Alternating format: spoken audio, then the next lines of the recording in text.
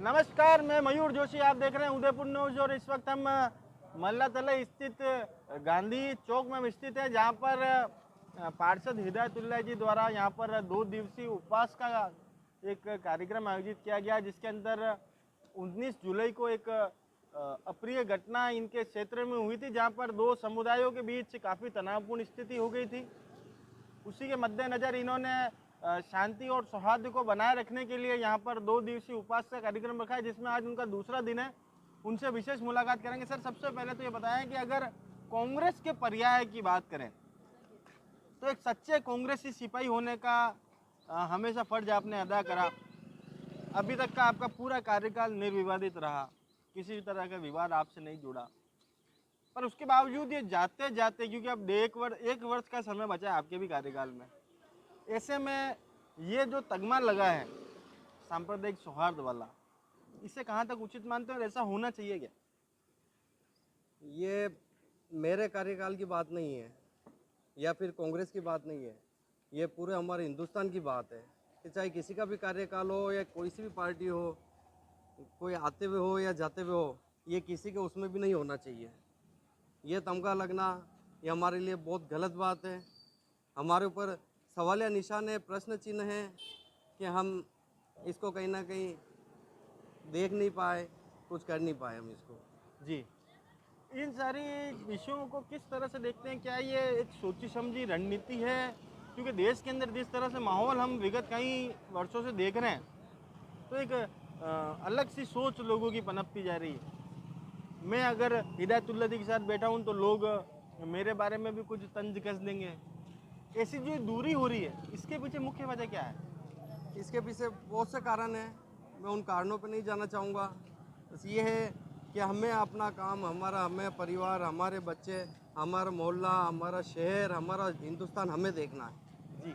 सिर्फ हम इसमें पॉजिटिव की तरफ चलें, और कोई अगर इसमें अप्रिय घटना में या कोई इसमें हिस्सेदार बन रहा है तो हम उसको मोहब्बत से, प्रेम से, भाईचारे से हम उसको रोकें कि वो जी। नहीं करें इस चीज़ को बढ़ावा नहीं दें, मोहब्बत से रहें, कलम अपना हथियार बनाएं, शिक्षा अपना हथियार बनाएं, उससे आगे बढ़ें, उससे फाइट करें, उससे झगड़ें।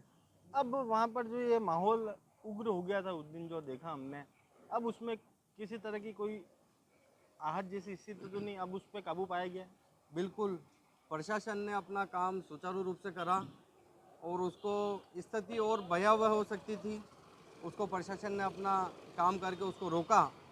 उससे जो समाज कंटक है, कुछ 1% 2% उनको तकलीफ भी हुई कि ऐसा क्यों हुआ, बाकी 98% जो पब्लिक है उनको फ़ायदा भी मिला, उन्होंने इस काम को सराहा भी कि ये स्थिति और खराब हो सकती थी, जिसको रोका।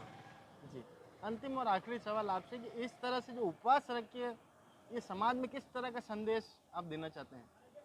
ये उपवास काफ़ी वर्षों प्राचीन काल से चले आ रहे हैं, जी। और हम उनको अभी हम अगर आज की गणित देखा जाए स्थिति में, तो हमने बापू को, उनके विचारधारा को लेकर हम आगे चल रहे हैं। और बापू ने जिस तरीके से रखे, हमारा देश आज़ाद हुआ और बंगाल जल रहा था, तो बापू आज़ादी की खुशी नहीं बनाकर बंगाल में बैठे उपवास पर।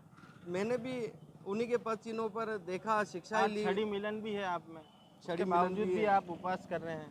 पूरा समाज त्यौहार मना रहा है, पूरा समाज में उत्साह का माहौल है, उसके बावजूद भी आप यहाँ पर उपवास पर बैठे हैं। कांग्रेस की भी एक बहुत बड़ी आज रैली थी, वो भी छोड़कर आप यहाँ बैठे हैं। तो ये किस तरह का संदेश देना चाहते हैं आप? मतलब लोग क्या पॉजिटिव संदेश देना चाहते हैं? चैनल के माध्यम से बताया था कि लोगों तक आपका संदेश पहुँचे कि इस उपवास के पीछे मेन वजह क्या रही?